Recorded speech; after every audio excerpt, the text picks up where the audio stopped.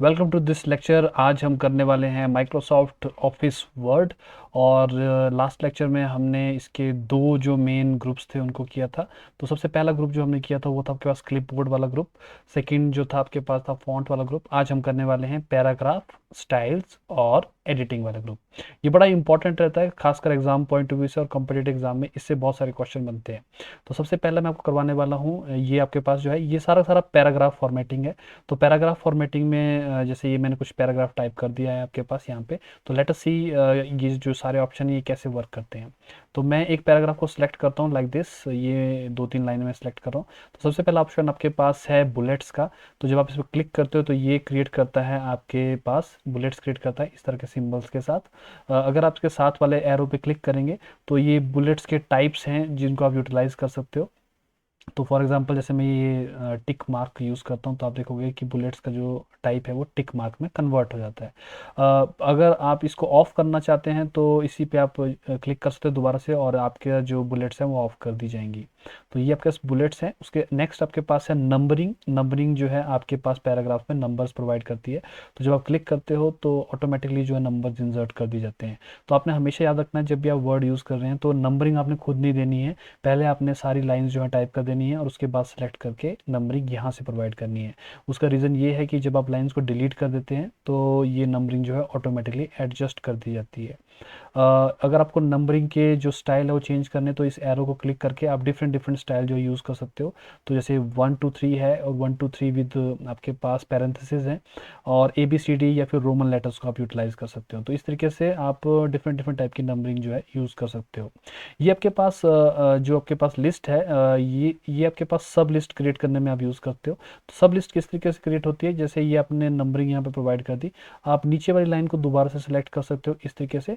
और ये जो साइड में आप दो ऑप्शन देख रहे हो जिसको हम इंडेंट इंक्रीज और डिक्रीज कहते हैं, इनको आप यूटिलाइज कर सकते हो। जैसे मैं इस इंक्रीज इंडेंट पे क्लिक करता हूँ तो आप देखोगे कि जो लाइन मैंने सेलेक्ट की थी वो एक सेपरेट इंडेंट पे चली गई है और उसकी नंबरिंग जो है वो भी अलग कर दी गई है। अगर आपने इसको वापस इसी वाले लाइन के सीक्वेंस में लाना है तो आपको डिक्रीज इंडेंट को यूज़ करना है। तो ये दो जो आपके पास ऑप्शंस हैं ये यूज़ करते हैं हम कंट्रोल करने के कि कौन सी लाइन जो है वो किस पैराग्राफ के अंडर है।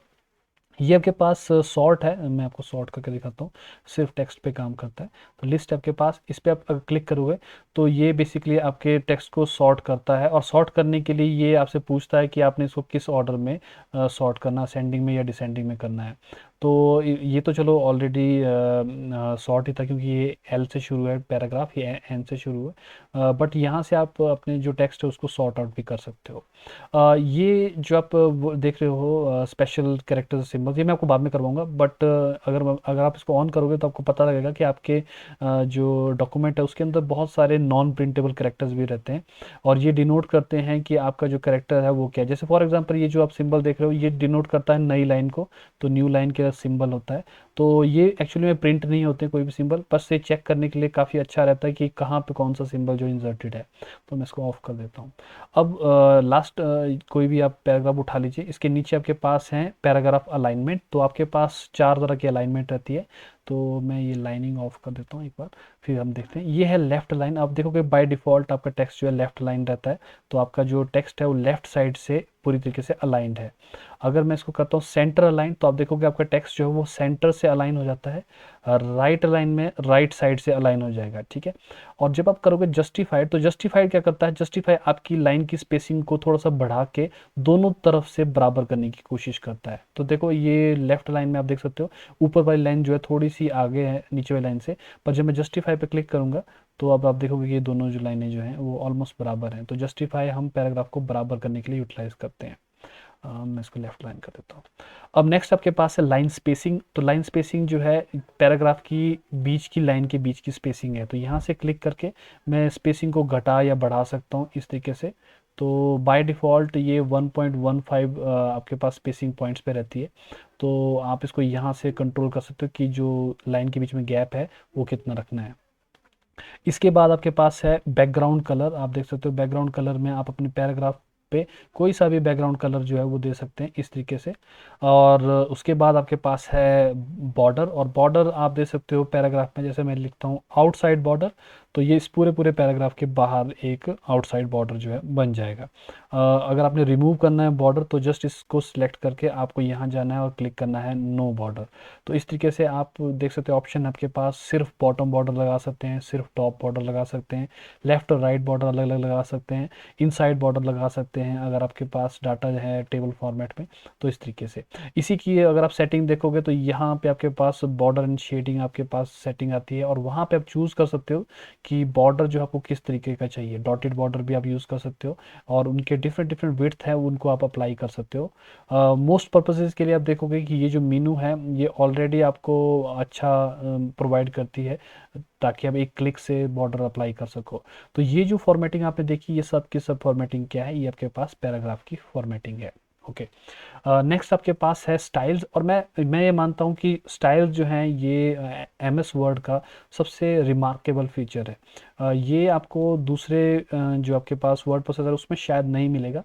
तो मैं आपको इसका जो पर्पज़ है वो भी आपको बता देता हूँ कि क्या पर्पज़ है इसका। सबसे पहला आप काम क्या करोगे, आप जैसे आप कोई भी टेक्स्ट लिखते हो आप देखोगे कि ऑटोमेटिकली ये वाला पोर्शन जो है स्टाइल का हाईलाइटेड है जिस पे लिखा है नॉर्मल। लेकिन आप क्या कर सकते हो, आप किसी भी पोर्शन को सिलेक्ट कर सकते हो इस तरीके से। तो let me convert this to a heading, मैं दिखाता हूँ अभी आपको। जैसे मान लेते हैं ये हमारे पास हेडिंग थी, मैं इसको सिलेक्ट करता हूँ और यहाँ पे मैं जाता हूँ हेडिंग 1। तो आप देखोगे कि ऑटोमेटिकली इसके ऊपर एक स्टाइल अप्लाई कर दिया गया है, इसका टेक्स्ट का साइज चेंज कर दिया गया है थोड़ा सा। तो ऑटोमेटिकली ये जो है हेडिंग में कन्वर्ट कर दिया गया है। अब मैं let us create a new heading, यहाँ पे मैं इसको सिलेक्ट करता हूँ, यहाँ पे आपके पास है हेडिंग 2। तो आप देखोगे एक छोटी सी हेडिंग आपके और ऐड कर दी गई है इस तरीके से। तो आप क्या करते हो, जब भी डॉक्यूमेंट बना रहे हो, अगर आपको पता है कि आपका डॉक्यूमेंट जो है बहुत बड़ा होने वाला है अल्टीमेटली, तो आप यहाँ से उसको ज़रूर फॉर्मेट करें। उसका रीज़न मैं आपको बताता हूँ। जैसे ये मेरे पास है, मैं इसको टाइटल चूज़ कर लेता हूँ, तो आप देखोगे टाइटल जो है ऑटोमेटिकली साइड बना दिया गया है। तो जब भी आप डॉक्यूमेंट बनाएं आप पूछेंगे कि ये स्टाइल यूज़ करके आपको क्या फ़ायदा है, और मैं आपको बताता हूँ इसका सबसे बड़ा फ़ायदा क्या है। कि एक बार जब आपने पूरा पूरा डॉक्यूमेंट बना दिया, आप क्या कर सकते हो, आप ये जो सारा का सारा डॉक्यूमेंट है, मैं कलर हटा देता हूँ और बॉर्डर हटा देता हूँ। तो ये जो आपके पास सारा का सारा जो डॉक्यूमेंट है, आप उसकी अपीयरेंस जो है एक क्लिक में चेंज कर सकते हैं। तो देख सकते हो कैसे होती है। ये जो स्टाइल देख रहे हैं इसके साइड में आप देख सकते हो यहाँ पे एक स्टाइल का टैब रहता है, और यहाँ से आप सेट चूज कर सकते हो कि आपने अपने डॉक्यूमेंट को किस तरीके से चूज करना। आप देखोगे जैसे जैसे मैं सेट पे माउस ले आऊँगा, ये ऑटोमेटिकली आपके पूरे के पूरे डॉक्यूमेंट पे जहाँ जहाँ पे हेडिंग है, जहाँ जहाँ पे टाइटल है, उनको डिफरेंट डिफरेंट स्टाइल दे सकता है।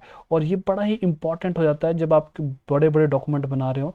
तो एक कंसिस्टेंट स्टाइल लगाना पूरे पूरे डॉक्यूमेंट में थोड़ा मुश्किल होता है, लेकिन अगर आप इसको चूज़ करोगे तो ये बहुत ही आसानी से हो जाता है। तो अभी देख सकते हैं जैसे ये आपके पास फैंसी वाला है, फॉर्मल है। अब देखो फॉर्मल में देखोगे कि जो हेडिंग्स थी वो भी चेंज कर दी गई हैं, और जो आपके पास नॉर्मल टेक्स्ट था वो भी चेंज कर दिया गया है। तो ये बड़ा ही इंपॉर्टेंट आपके पास फीचर है, और ये सिर्फ एमएस वर्ड में अवेलेबल है। दूसरे जो आपके पास वर्ड प्रोसेसर है उसमें ये चीज़ अवेलेबल नहीं है। तो अगेन आप देख सकते हो कि कितनी फास्ट आप अपने जो टेक्स्ट है उसको आप फॉर्मेट कर सकते हो।